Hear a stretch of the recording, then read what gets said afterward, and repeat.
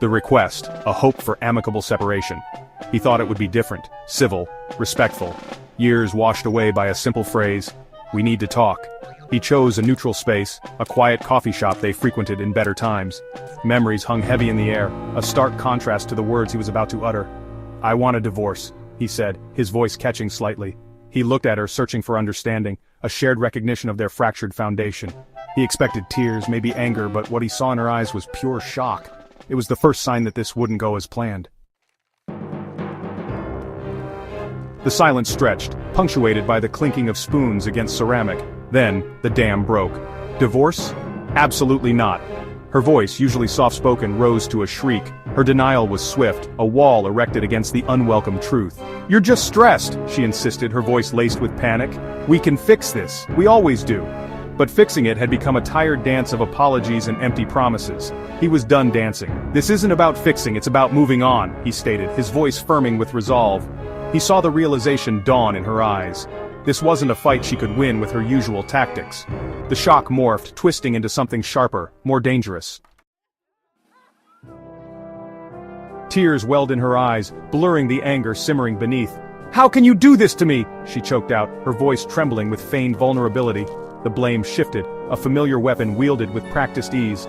"You promised me forever," she cried. "You swore you'd never leave."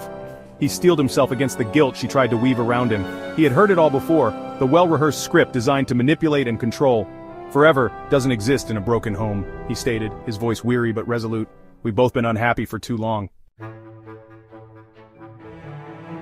Section 4. Seeking Control. Desperate attempts to rewrite the narrative. The tears dried as quickly as they came, replaced by a steely glint in her eyes. "You won't get away with this," she hissed, her voice laced with venom. He watched as she spun a narrative, painting him as the villain, a heartless monster abandoning his wife. He knew their friends and family would hear her side first. She held the power of perception, and she knew it. "You think they'll believe you?" she challenged, a triumphant smirk playing on her lips.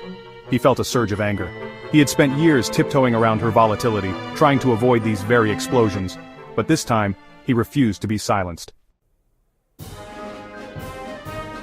Section 5. Truth's Advocate. Exhausted but resolute, he seeks a fair resolution. He was tired of the lies, the manipulation, the constant burden of keeping the peace.